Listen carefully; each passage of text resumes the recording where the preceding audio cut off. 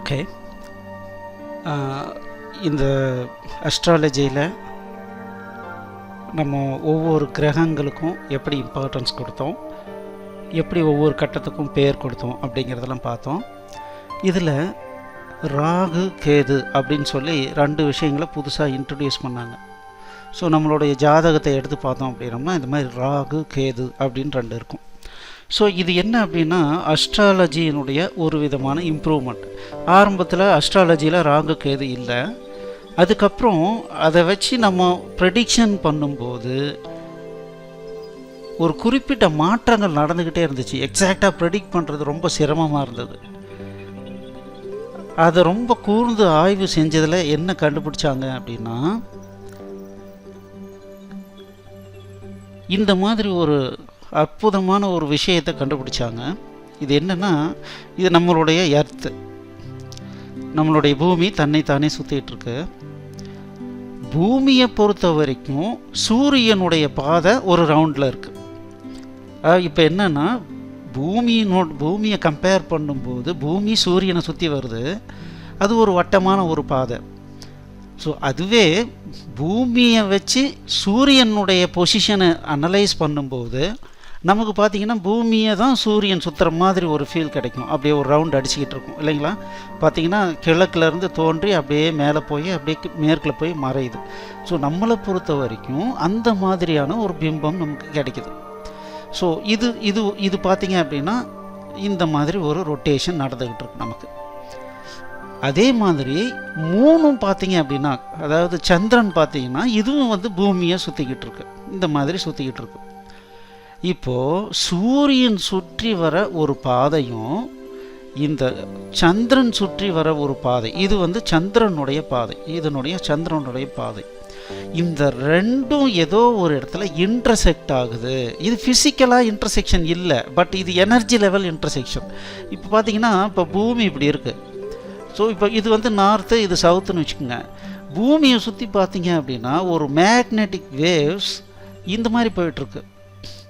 அதாவது நார்த்துலேருந்து கிளம்பி அப்படியே சவுத் வழியாக போகுது, மறுபடியும் இதுக்குள்ளார போயிட்டு மறுபடியும் இது ஒரு காந்த புலன் ரொட்டேஷன் ஆகிட்டே இருக்குது. அதே மாதிரி இந்த பக்கமும் ஒரு காந்த புலன் ரொட்டேஷன் ஆகிட்டே இருக்கும். இது பார்த்திங்கன்னா நார்த்து டு சவுத்து. இது ஃபிசிக்கலாக எதுவும் தெரியாது, பட் அது அந்த மாதிரி ஒரு காந்த புலன் இங்கே இருக்குது, பூமியை சுற்றி இருக்குது. அதே மாதிரி பார்த்திங்க அப்படின்னா இதனுடைய ரொட்டேஷன் ஏரியாவுக்கும் இந்த சந்திரனுடைய பாத்துக்கும் நடுவில் இன்டர்செக்டிங் பாயிண்ட் ஒரு பாயிண்ட் இருக்குது. இந்த பாயிண்ட் என்ன ஆகுது அப்படின்னா இது இந்த மாதிரி மூவ் ஆகுது. ஸோ இது பார்த்திங்கன்னா இது லெஃப்டில் வந்துச்சு, இது இப்படி வரும், இது ஆட்டோமேட்டிக்காக என்ன ஆகும், அது கரஸ்பாண்டிங்காக இப்படி போகும். ஸோ இந்த பர்டிகுலர் பாயிண்ட்டினுடைய எனர்ஜி லெவல் நிறைய விஷயங்களை இந்த பூமியில் இருக்கிற உயிரினங்களுக்கோ இல்லை பொருட்களுக்கோ ஒரு வித்தியாசத்தை கொடுக்க ஆரம்பித்தது. அது ஒரு மேஜர் இம்பேக்ட் பண்ண ஆரம்பிச்சது. ஏன்னா மற்ற கிரகங்கள்லாம் ரொம்ப தூரத்தில் இருக்குது, ஆனால் சந்திரனுடைய பாதை பார்த்திங்கன்னா பூமிக்கு மிக அருகாமையில் இருக்குது. அப்போது இதனால் இது என்னன்னு சொல்கிறாங்கன்னா, ராகு கேது அப்படிங்கிறது நிழல் கிரகங்கள் அப்படின்னு சொல்லுவாங்க. இது எப்போவுமே ரெண்டும் 180 டிகிரியில் தான் இருக்கும். ஒன்று ராகு இங்கே இருக்குது அப்படின்னா கரஸ்பாண்டிங்காக 180 டிகிரியில் தான் கேது இருக்கும். ஸோ இப்போ பார்த்தீங்கன்னா இது இந்த பக்கம் மூவ் ஆகும்போது ஆட்டோமேட்டிக்காக கரஸ்பாண்டிங்காக இதுவும் இந்த பக்கம் மூவ் ஆகிட்டே இருக்கும், எனர்ஜி லெவல் மூவ் ஆகிட்டே இருக்கும். ஸோ இது மனிதனுடைய உடம்பில் மிகப்பெரிய மாற்றத்தை கொண்டு வருதுங்கிறத லேட்டராக கண்டுபிடிச்சாங்க. ஸோ அதனால் என்ன பண்ணாங்கன்னா இந்த நிழல் கிரகங்களுக்கும் ரொம்ப இம்பார்ட்டன்ஸ் கொடுக்க ஆரம்பித்து அதையும் என்ன பண்ணாங்கன்னா நம்மளுடைய இந்த ராசி கட்டத்தில் போட்டாங்க. ஸோ ராகு கேது இது எப்போவுமே பார்த்திங்கன்னா கரெக்டாக 180 டிகிரியில் தான் இது இருக்கும். இப்போ பார்த்திங்கன்னா இது ஒரு இடத்துல இருக்குன்னா இங்கேருந்து 2 3 4 5 6 கட்டம் இதுக்கு 7வது கட்டத்தில் தான் இது இருக்குது.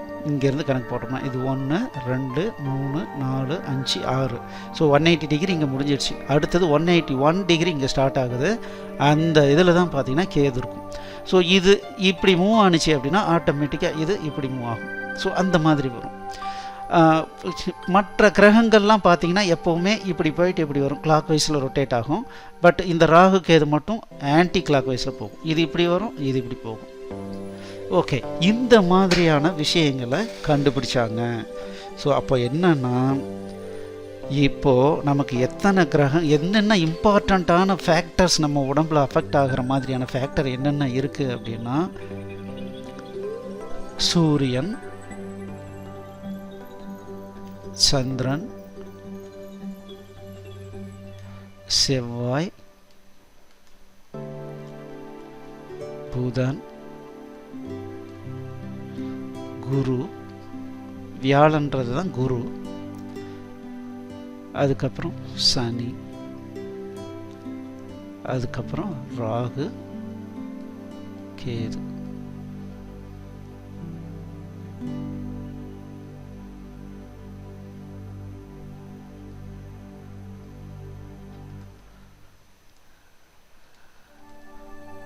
குருவுக்கு அப்புறம் சுக்கிரன், வெள்ளி, அதுக்கப்புறம் சனி, அதுக்கப்புறம் ராகு, கேது. இந்த மாதிரி நமக்கு கிரகங்கள் இருக்கிறதா நம்ம வந்து கேல்குலேஷன் பண்ணிக்கிறோம். ஸோ இது வந்து ஒரு முடிவு. ஸோ அப்போ பார்த்தீங்கன்னா நம்மளுடைய ஒவ்வொருத்தருடைய ஜாதகத்திலையும் இந்த 7ம் ஏதாவது ஒரு இடத்துல இருக்கும். ஸோ இங்கே பார்த்தீங்கன்னா இங்கே புதன் இருக்குது, சுக்கிரன் இருக்குது, செவ்வாய் இருக்குது, சூரியன் இருக்குது, சந்திரன் இருக்குது, குரு இருக்குது, சனி, ராகு, கேது. இந்த மாதிரி இதுக்குள்ளார தான் எல்லாமே எந்த பொசிஷனில் இருக்குன்றதை நம்ம பார்க்க போகிறோம்.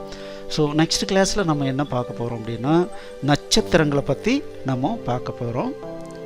ஸோ எந்த அளவுக்கு டீப்பாக அனாலிசிஸ் பண்ணி ஒவ்வொரு விஷயத்தையும் இந்த ஜோதிடம் அப்படிங்கிற ஒரு கேல்குலேஷனை உருவாக்கி இருக்காங்க அப்படிங்கிறத நம்ம உணர்ந்துக்கணும். அதுக்காக தான் நான் இப்போ சொல்லி கொடுத்துட்ருக்கேன். ஸோ மீண்டும் அடுத்த கிளாஸில் பார்க்கலாம். ஸோ மீன் டைம் நம்மளுடைய பிளேலிஸ்ட்டுக்கு சப்ஸ்கிரைப் பண்ணிக்கோங்க. பிடிச்சிருந்தால் லைக் பண்ணுங்கள், உங்கள் ஃப்ரெண்ட்ஸுங்களுக்கு ஷேர் பண்ணுங்கள். குறிப்பாக உங்களுடைய கமெண்ட்டை கண்டிப்பாக எழுதுங்க.